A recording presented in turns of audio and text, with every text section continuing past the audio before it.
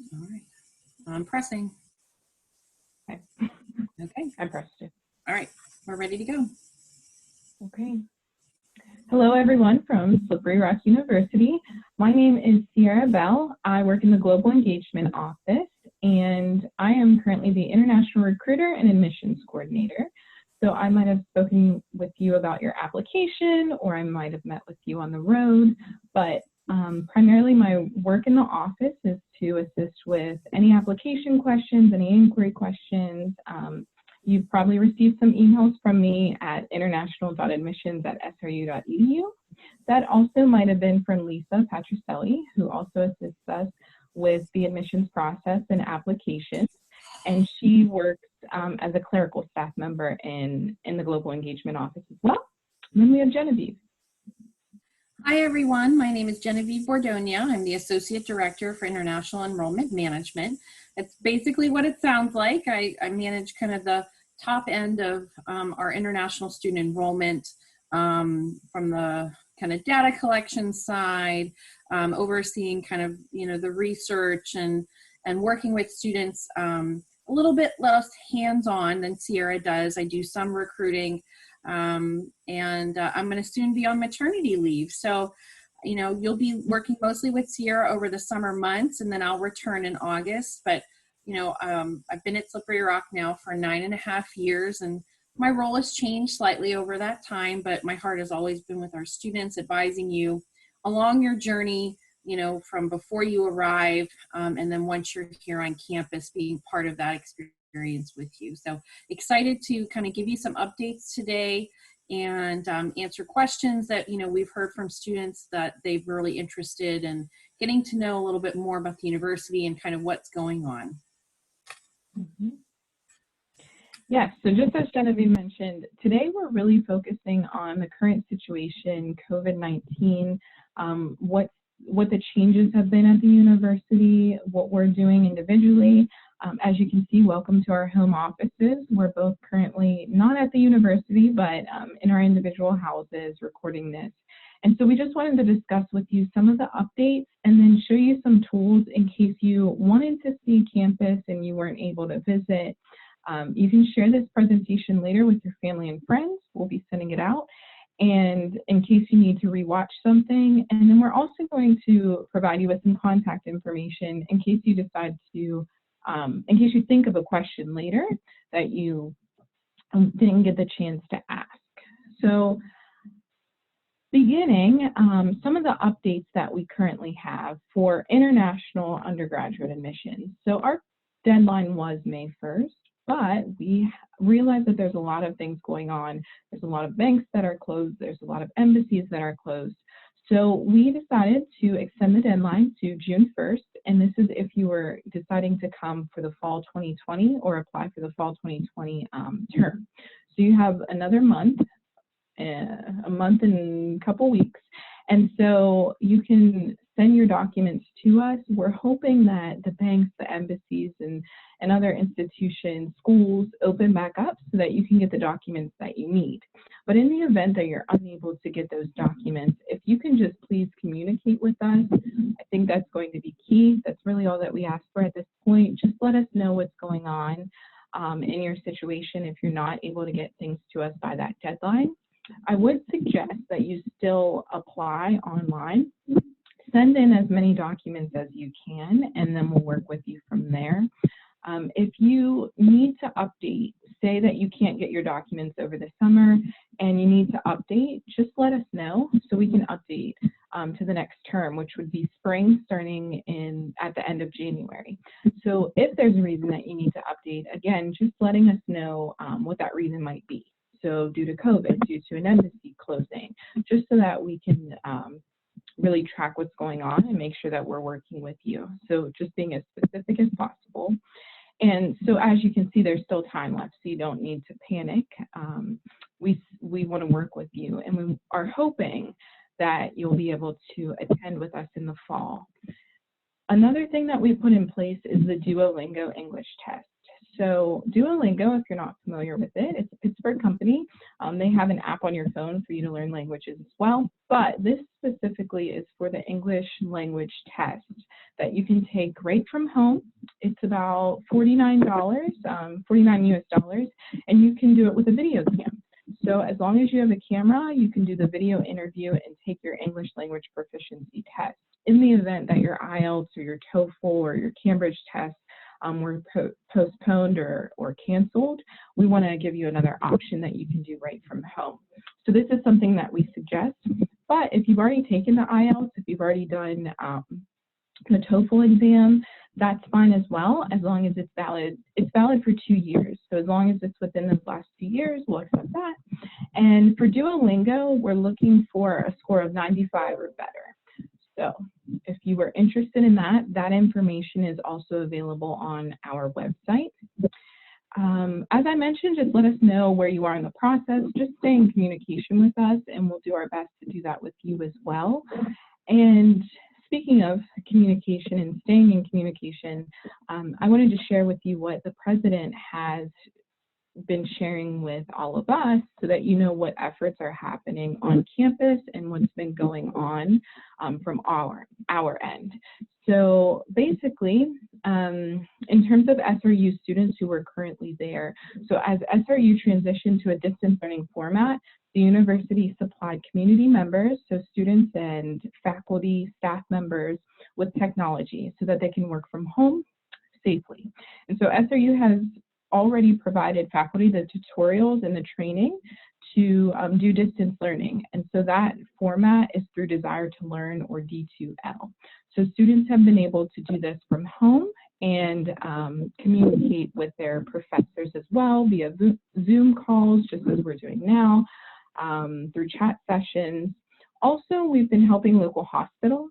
So we've sent supplies, including personal protective equipment components that were to be used in the SRU labs. Simulations and classroom instruction were instead provided to 3 local organizations: so the Allegheny Health Network, Grove City Hospital, Butler Health System, and the Slippery Rock Volunteer Fire Company and Rescue Team. And then in terms of on-campus care, because there are some students who were unable to return home during the semester, so we have been able to provide them with housing still on campus, and they've been getting food as well delivered to them. So if something was happening where a student wasn't able to return home, domestic or international, we did have them covered, and they are still on campus, safe and sound. But Student Health Services continue to provide regular medical services by telephone on a 24-hour, 7-day-a-week basis. And so they're staffed at all hours as well in case someone needed that assistance. In terms of student support, so there's a committee, there's a group who are basically checking in with the students regularly to make sure that everyone's okay. And we also have Nora Ali, who's the assistant director. She's the advisor for student support. And so she has been checking in with international students specifically to make sure that they're doing okay, making sure that their technology is working abroad, and then making sure that they're well as well. Immigration. So in terms of students going back home to their countries, they were not affected by this. So they are still able to continue with their degree and come back to the university to continue next semester, we're hoping. And so they were still able to take those classes from home, even though they're all online. So there was an exception that was made by SEVP. And Genevieve, did you have anything to add in terms of those updates at the moment? I think one of the other really cool things that the university is doing is from our student engagement side, they're virtually doing ways for the students to still engage with each other. So as we all know, what's classic to US higher education is the on-campus living and clubs and organizations experience. And so in order for us to continue to keep our students engaged, there's an office that has been working to do a lot of virtual events with the students, engaging them through different things like Instagram, postings, blogs. There's even a group that is now doing a historical perspective on this experience and asking the community to submit things like photographs or video blogs or whatever it might be. So this goes into kind of a bit of a time capsule for the Rock. So, we're looking at all different levels of how do we best support the Rock Nation from our currently enrolled students, both domestic and international, with our alumni, and we're even doing things on the level with career education. And we're combining some of those efforts with our sister schools in our state system in Pennsylvania. And they'll be holding, events online for our students to actually engage with prospective employers, even though they're either maybe not already in the US because they went home during this time and plan to come back, or they are still here, but we just physically can't go to meet with these employers in person. So we're doing a lot of different efforts to keep our students engaged and give them as many opportunities as we can so that they can be successful in moving forward with their programs and their careers. Mm-hmm. And one other thing I wanted to add in terms of community outreach and effort, we have some professors from Slippery Rock, so Jack Livingston, John Shumway, and Sam Thangaya from Sri Lanka. And they've been operating a group of 8 SRU 3D printers at home in order to facilitate the construction of 100 face shields. So they've been donating those to local organizations and hospitals that need them in order to fight against the COVID-19 pandemic. So we're really excited to have that opportunity for our professors to assist with this outbreak that's happening.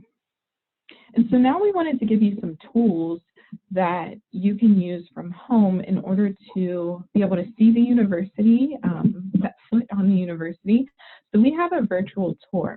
So what's going to happen, we're going to send this presentation out to you after, and you can just click that link right there. And it'll take you to the virtual tour, which will say undergraduate tour or graduate tour. You can X off of that box if need be, or you can fill out your information if you're interested in learning more. But there's the website, and you can find that as well just by going to the search bar. And then once you click the play button, okay, so we're going to do undergraduate tour. And then as you can see, there's a person that will talk you through the tour. There's also the ability for you to change the language to English or Spanish. We have available at the bottom right-hand corner. And then you're able to virtually walk around campus, excuse me, and go into some of the buildings, see some photos, watch the videos. Jen, I'll let you add here. Yeah, so there's a lot of different functionality to this. You can, on the left-hand side, go to the building specific that you're interested in. You can go to the map if you want to do it via the map. So there's several different ways to do this.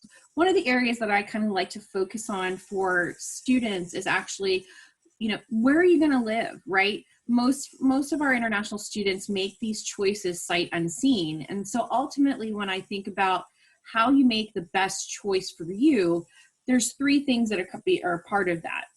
Obviously, academics and financial are very important to families in making the choice. But the last part is this personal and what's important to you. And you have to like where you live, right?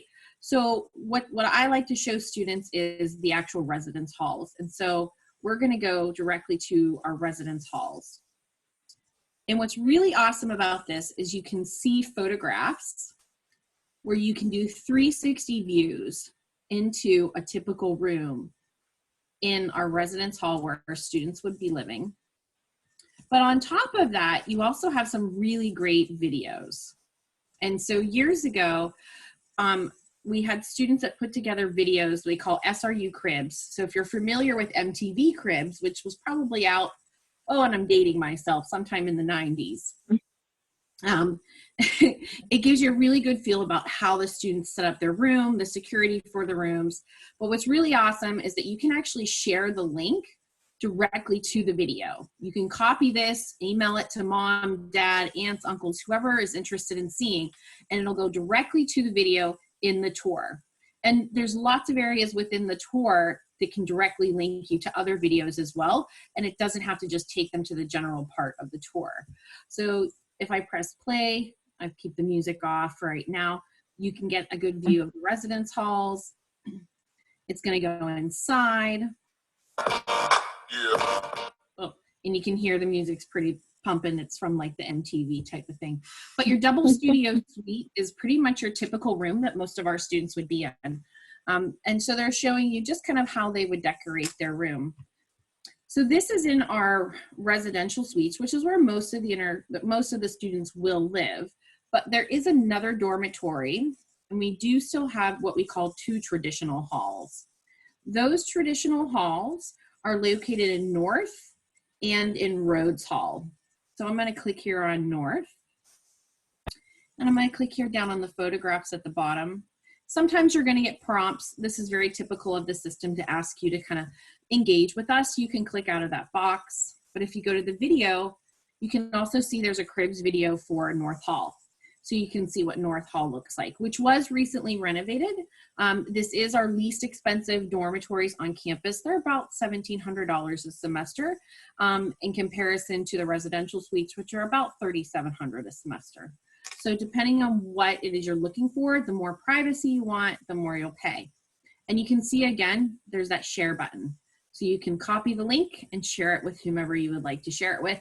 And you can also share it on any of the different social media outlets that you have. But as you're going through the tour, you can hear, you can read about the different places on campus. You can go inside the classrooms. You can see just about everything to give you an idea of what it would be like to actually live and be a student at Slippery Rock University. Okay, and so another part of being at university is, of course, taking academic courses and getting accepted to the university, next steps. So what Jen and I have done, we've created our YouTube page. So if you go on to SRU International Admissions, you can subscribe if you want, but if you don't subscribe, you should still be able to see the videos. So we have them, there's a few more on there, but this just shows you a snapshot of some of the videos. The latest one that we did was with Barbara Westman for art. So she described what it's like to be an art student on campus, what studios you have available to you, what majors are available, and shows you some of the current students' artwork. So you can see that there on YouTube. We also did a support services video. So this shows, it's all of the directors and the executive chef. So from housing, from health services, and from dining. And they describe to you really what's available for students on campus, and specifically for international students on campus, because we want to make sure that you have that support whenever you come and are so far from home. We want you to feel at home. So we have that video available for you. We also have SRU Accepted at International Students Day by Jen. And so if you are looking at the next steps after you've been accepted to the university, then you can find out how to enroll and officially get here. A Day in the Life was done by Janae, who works in the Global Engagement Office with us. So she's one of our student workers. And student working opportunities are available as well to international students on campus. But Janae is actually a local. She's from Pittsburgh. And she talks to you about her experience on campus, and she actually walks you around campus. So it's a little bit different from the virtual tour, whereas this is more personalized. She's a dance major and a communication major. So she's a double major. And she first shows you the aerial video, which you'll see in a few minutes. And then she goes into what her normal day looks like. So you can see some of our facilities there. And then we also have a computer science video. We have a few videos featuring different majors. So if you were interested in a specific major, you can check on our YouTube page to see if they're available. Or I've been sending out some communications to let you know once we've filmed a new video. So we have an international video landing page. So again, the link is going to be available for you to click. But if you received the last email about art and there being a new art video, you can also access it there. So when you click, this takes you to our landing page. So basically all of our videos are in one. So if you don't look on the YouTube page, you can find them all here. So it tells you the latest featured video is that art video, and then it goes down and shows you all of the remaining videos that we have available for you to watch. Shrija from Nepal talks about her experience as a public health major. I mentioned to you computer science. We did one with communication. And what was really nice with communication, there was a panel of professors there to talk to you about each of their different areas of expertise and the different majors. NCAA. So if you're interested in sports, we offer Division II sports at SRU. So we have 10 for women and 7 for men. And you do have to go through the eligibility center in order to be able to play those sports. And for Division II sports, there are sports scholarships as well that are awarded by the coaches based on your abilities. So Genevieve talks us through the NCAA in sports. Then we have a video about international students, which you can also find on our YouTube page. The aerial video I mentioned to you in support services as well. So anytime we get some new videos, they will be posted there and you'll receive an email notification. If you're not receiving those communications or not perhaps in our system, let us know. You can either send the email to international.admissions or you can sign up down there where it says sign up today. Let us know what you're interested in when you're graduating and we will send that information to you and make sure that you're getting the latest videos. All right, and so we've had an alum who actually did another video for us. So we're trying to provide you with all of the virtual tools. And so it's the aerial video, which he did with a drone. And this shows you the campus as well from an aerial viewpoint. So let's watch that now, and then we'll regroup for some questions.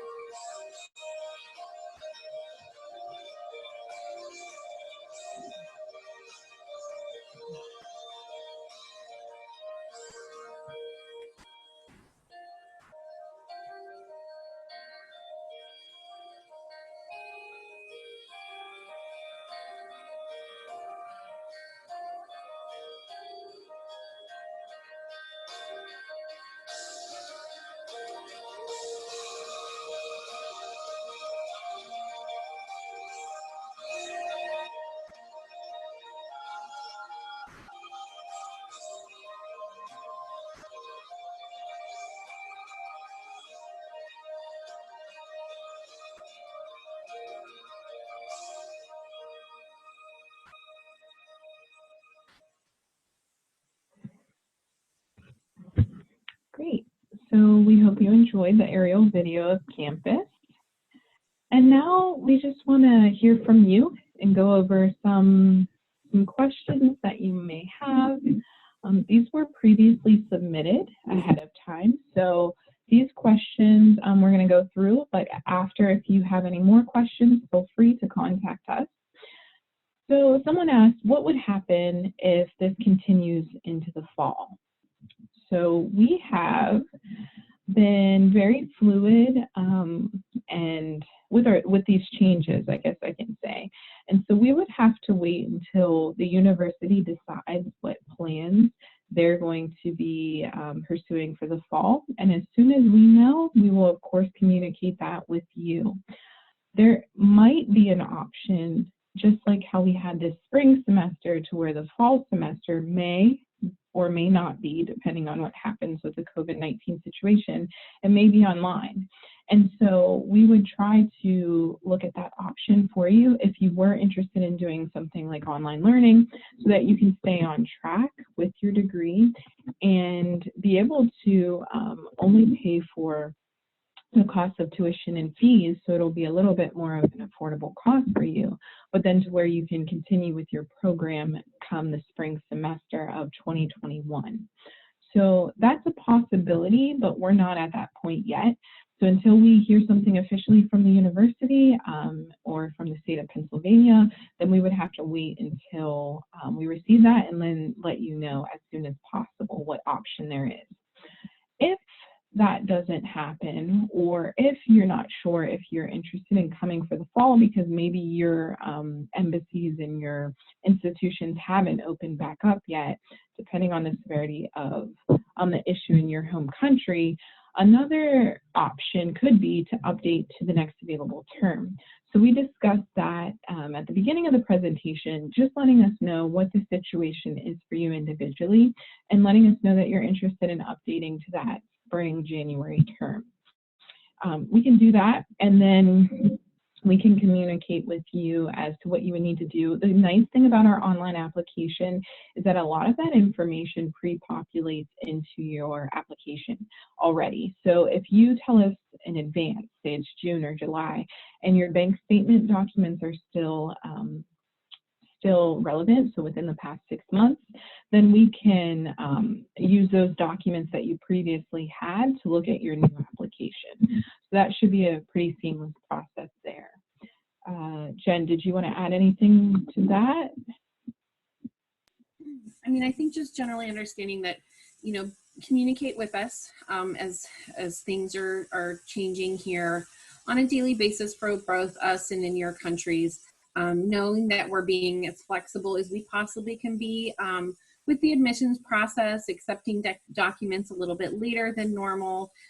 If you are a student who is currently in the United States, so you're looking to transfer maybe from another US institution, you know, knowing that with that process, we're actually a little bit more flexible than what we can be with students who actually don't already have a visa. And so just again, clearly communicate with us kind of what your plans are, and we'll let you know again as things are moving and very fluid, what will be happening at Slippery Rock for fall in terms of how our programs are going to be taught.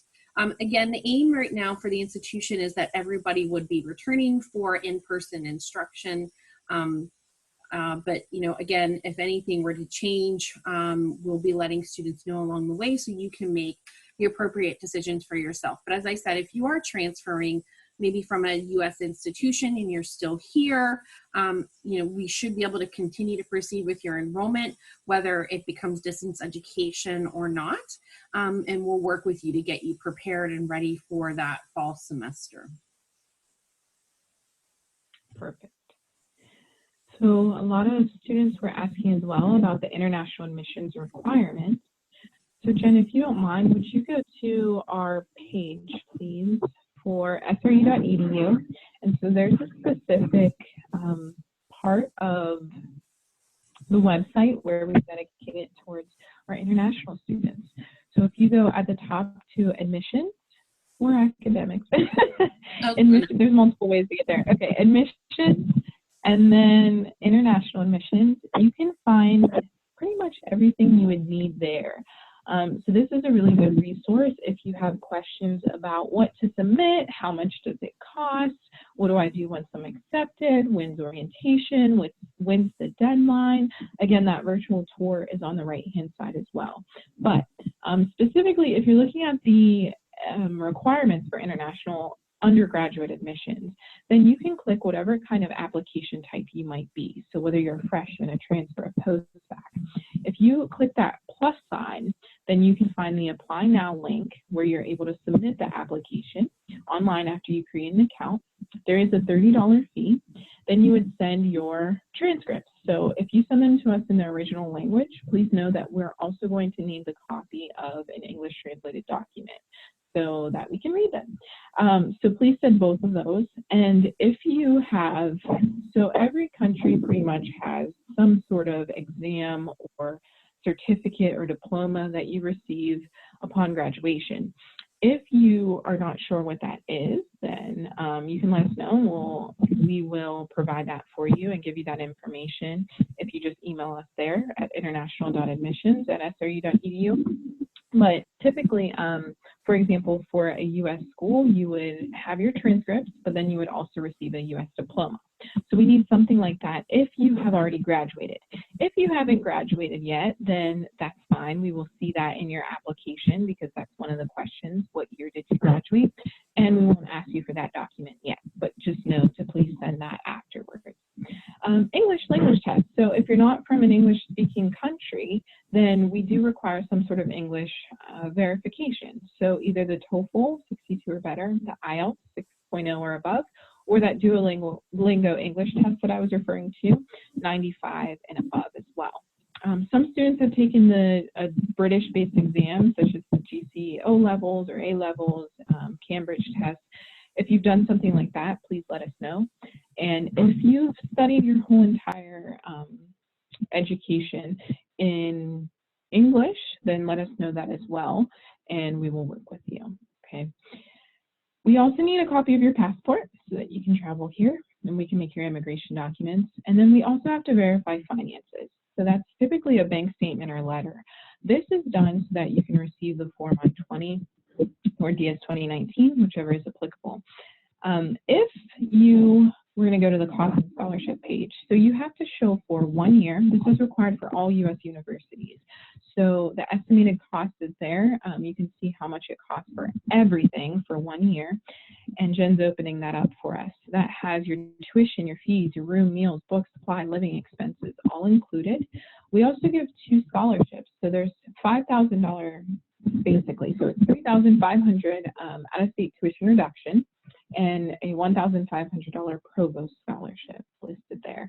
So you receive those automatically upon admission. So if you are accepted to the university, you get those 2 awards automatically.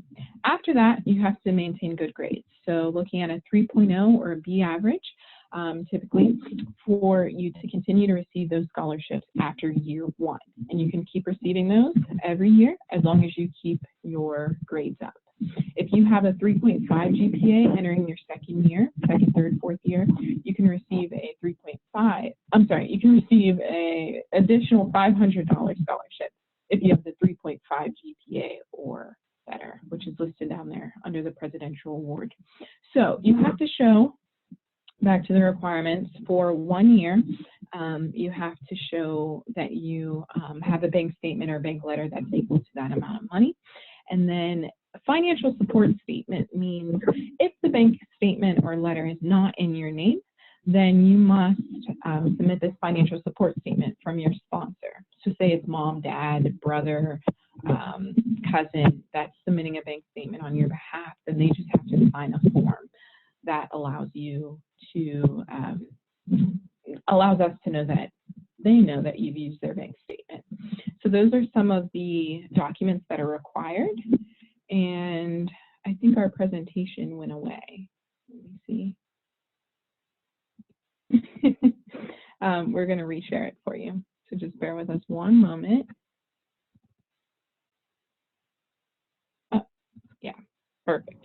So that's the estimated cost sheet again. So in case you were looking, that's not all due at one time, and that's for 2 semesters.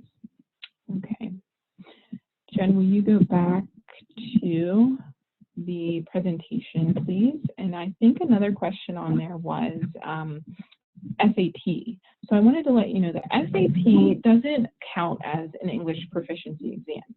So if you took the SAT, there could be a benefit if you scored really well on the SAT. And so, Jen, if you don't mind clicking that link for me, to take you to the honors program. So if you are interested in doing the honors program, that's an option, and that's sort of the benefit of you being in the honors program and taking the SAT. So it allows you to have a little bit more scholarship money, but you do have to receive or have good grades, have a high GPA, have really high SAT or ACT. So apologies, I set you up for that one. That link didn't work. So she's taking you here to the honors program, and if you scroll down a little bit, it'll show you all of the benefits of being in the program. And then when you go to the eligibility and how to apply, it's a separate application. So here you can see specifically what it is that you need. They want to see that you were involved in extracurricular activities and do an essay as well. But Jen, if you go back up on the left-hand side where it says scholarships, the honors scholarship. Yep. So when we're looking here, it explains to you the requirements. So 1280 SAT or higher, or you could have taken the ACT, you need the 27. And then the GPA, you would need a 3.8 or better. So you need one of those two tests plus a really high GPA, plus the extracurricular activities on a resume, plus the honors college application. So, and the essay. So there's scholarship opportunities available there, and it's an additional $1,500 each year for the 4 years that you're there, and you would be in the honors college as well. So that's how you can receive a little bit of extra scholarship money if you were interested in that. If you didn't score high enough for the SAT, ACT, or GPA, you could still reach out to the Honors College, which is under that contact information, and let them know if you're close. But that's another way of sort of having the SAT work for your benefit. If you did not take the SAT, it's not required for you for international admissions purposes, and it doesn't count as that English language requirement either. And I think those were most of the questions that we had, but I believe that we're going to talk a little bit about graduate admissions as well while we're on the website. So for some of our students who may be joining us, you may also now be at the graduate level and thinking, you know, what does Slippery Rock have and how really do I go about the process? So there are some graduate programs that we manage and graduate admissions processing that we do from our office. There is a dedicated domestic graduate admissions office. They do manage some other programs that we do not, specifically those that are related to the health sciences, but we are always still involved in some part of the process. If you are an international student who is seeking to enter the United States, typically on an F1 student visa. So when students are looking for information on our graduate programs, as an international student, I highly recommend that you come here. Here you can see a list of programs that we're approved for. This means that we can issue immigration documents for students to enter the United States to actually enroll in these programs. You can see that it's a quite limited list. So if you did look at the full list of our programs, you'll see there are far more. The vast majority of the graduate programs at Slippery Rock are actually taught online only. So that means, unfortunately, for those programs, we're not able to issue an immigration document for you to be present in the United States. However, that doesn't mean that you can't enroll in an online-only program. It just means that you have to complete it and enroll in it from outside of the United States. We do have 2 new programs that have recently been approved, and we haven't updated the website yet, but those applications cannot start until May of next year. And that's actually for our doctor in occupational therapy and our master's that's in physician's assistant studies. So those will be added in the coming months. In terms of the application process for a graduate student, we try to make it as straightforward as possible. Each graduate program will have its own requirements on top of the general requirements that we're asking an international student to submit. So it's very important that if you're a graduate student, you're clicking on this requirements by program, and then you're reviewing based on the actual program you're looking to enroll into, what documentation you need to submit in addition to what we're going to talk about below. So for graduate students, you're going to apply. There's going to be an application fee. We're going to verify finances similarly to an undergraduate student, and I'll show you those costs in a minute.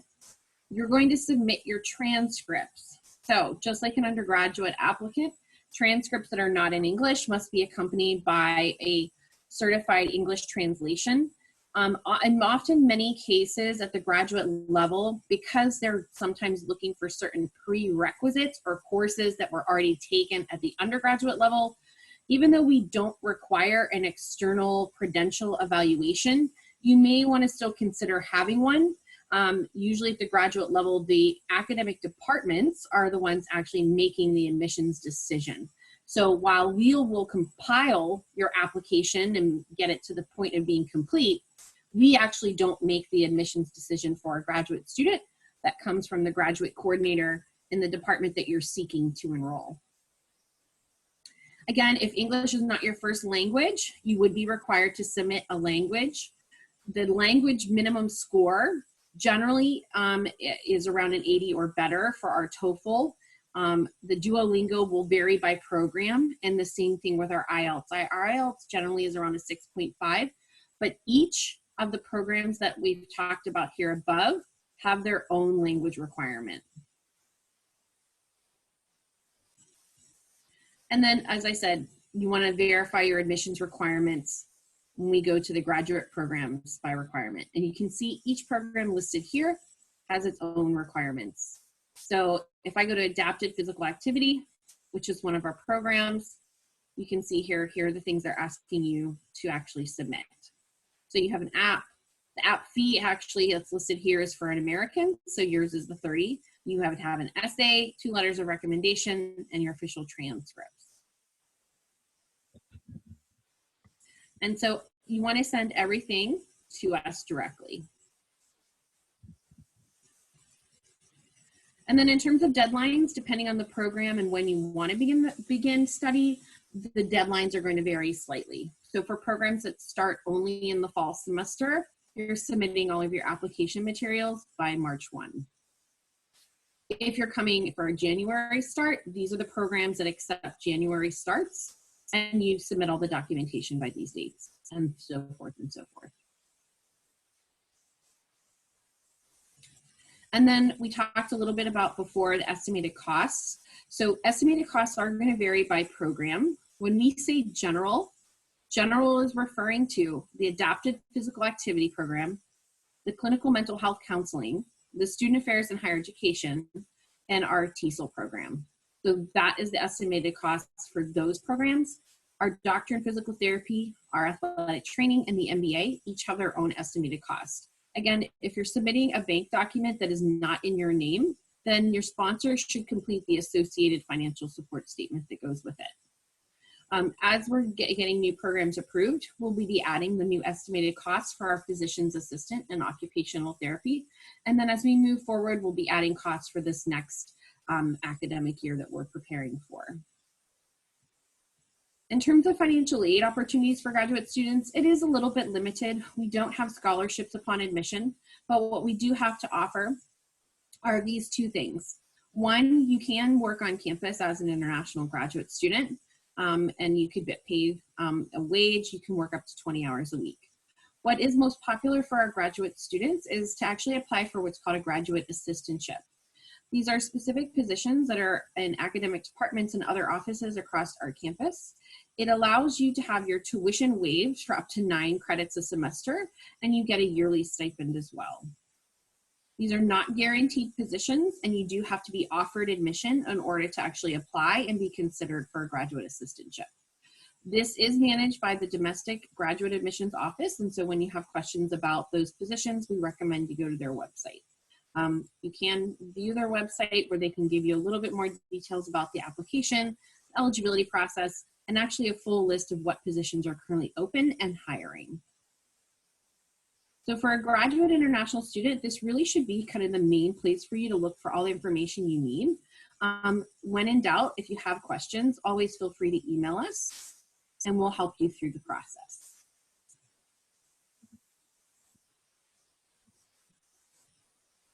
Perfect. So I think those were some of the questions that were previously submitted.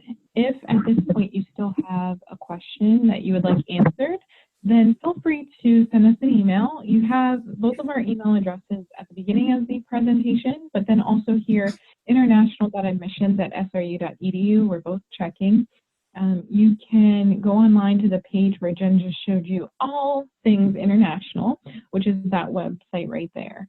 And we're going to be sending out this presentation so that you can rewatch it if need be. And we'll also be sending you some of the slides and also presentation slide on how to apply and walks you through that process directly. I know we touched base on what you needed, but it actually shows you the inside of what an application looks like. So at this point, I just wanted to say thank you for attending today. Thank you for spending this time with us. And we really hope that you and your family are staying safe and healthy. And we hope to see you really soon. Thanks, everyone. Thank you. Bye.